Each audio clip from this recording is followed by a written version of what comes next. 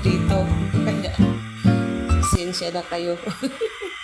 Inaantok talaga. Saan mo nilagay yun? Sa premix. Yan, naka-record tayo dito lahat sa ating mga boses. Diba? Kasi, yan, pinararangalan na